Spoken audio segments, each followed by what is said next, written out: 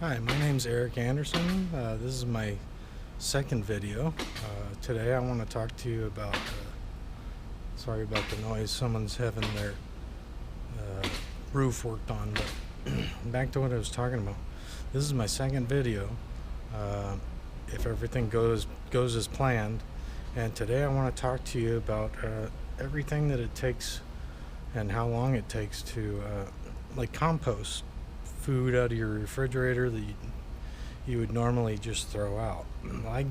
I got tired of throwing it out, wanted to use it for something, so I started composting. And couple other reasons why I started composting too, because people were talking about, the end of the world coming. Like, this was before 2012, so I kind of wanted to get a jump start.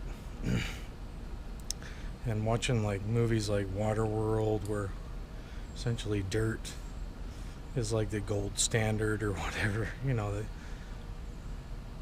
but there's other reasons, all kinds of, okay, like say you have a nuclear bomb that goes off.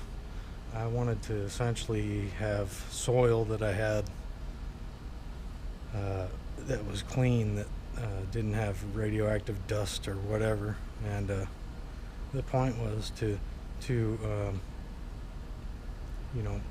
compost it. And then what I did was I like to cover it. I put it in my shed over here to keep it safe and secure and keep from dust from getting into it, if that did happen. I'm not saying that was going to happen, but anything, anything can happen. I mean, really. But anyways, I just started taking stuff out of my refrigerator that I was going to throw out. But what you do starting right off is, at least the most success I've had, is when the finer you chop the stuff up, the quicker that it composts. Now you'll see this container over here.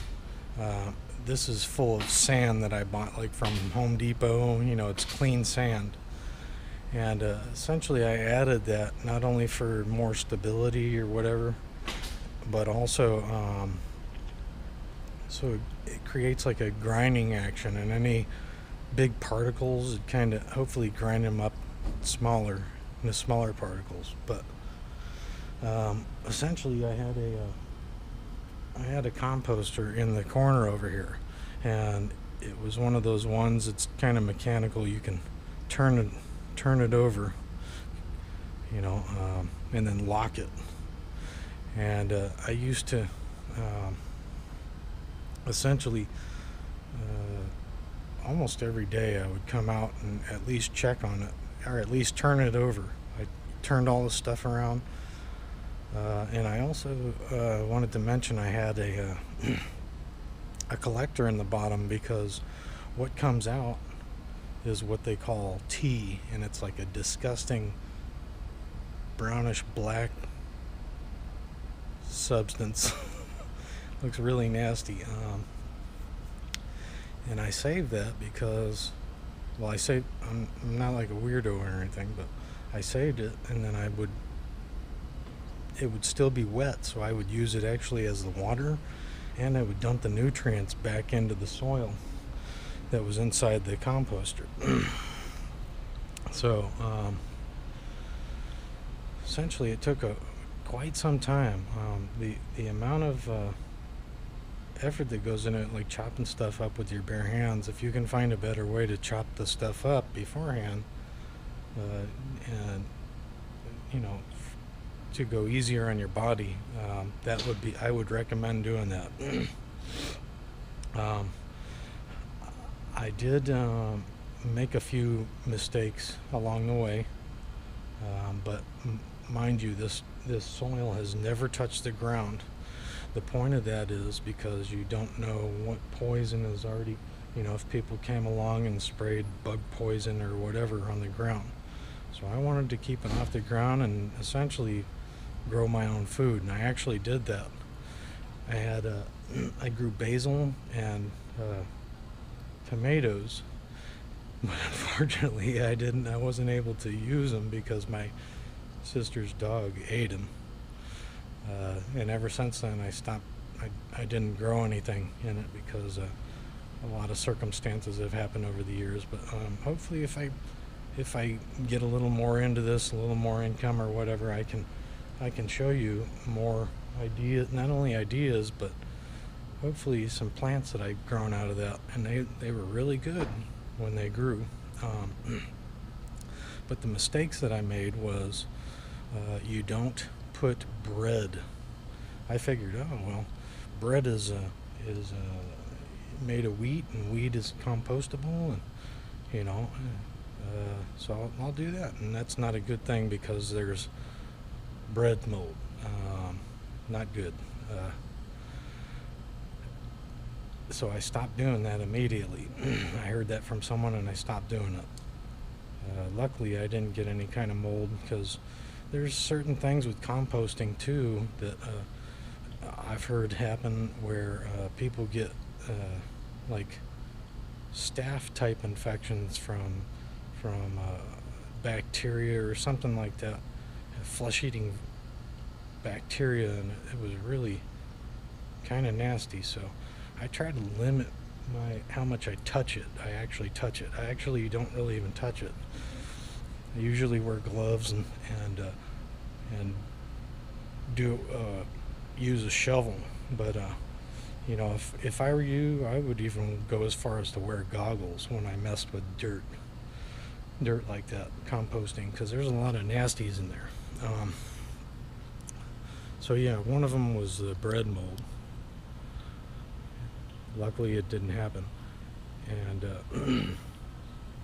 also I never did this, but you need to look out for, I never put any kind of poisonous plant. If I know if it's poisonous beforehand, like say oleander, I don't add that into it. I only added like they call it browns, and that's like leaves off of trees that are you know they aren't poisonous, like for instance like Texas sage and stuff like that,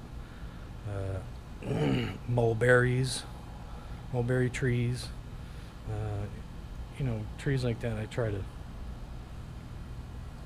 put in there. I haven't really too many other ones. I try to stay away from pine trees, because I've heard that there's like turpentine in the needles, so be wary of that. But essentially I like to check mine every day and turn it every day. It might be a little too often, but yeah, I turn it every day, and I try to you don't necessarily have to water it every day, because especially in that thing that I was using, it would stay kind of moist in there because it wasn't very aerated. But the point is to keep it aerated. You know, it sounds kind of counterintuitive, but you need to add water and then let it evaporate off of it or whatever, do its action, because it does supposedly heat up. I didn't have too many problems with that. But I would add a little bit of sand every now and then, and I'll show you. I started doing this, and I composted this particular batch for about 6 years, and I'll show you the yield that comes off of it. It's not very much at all. It is worth it though in the end. You know, this is a Coleman cooler that was just sitting around, and I like to have it like that with the wheels on it, so it's mobile and stuff like that, so I can move it anywhere I want and move it into the shed if I wanted to. But anyways, this took 6 years to do this amount of soil. This cooler is about 1.5 feet high, so sorry about the jet noise.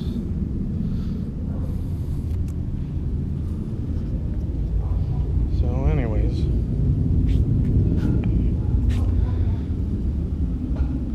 That's what it takes to compost.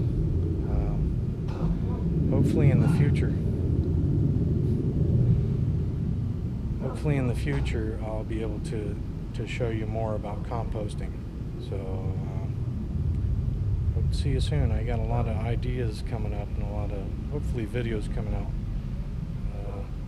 Hope you enjoyed this video. Hope this gave you some insight, and hope to see you soon.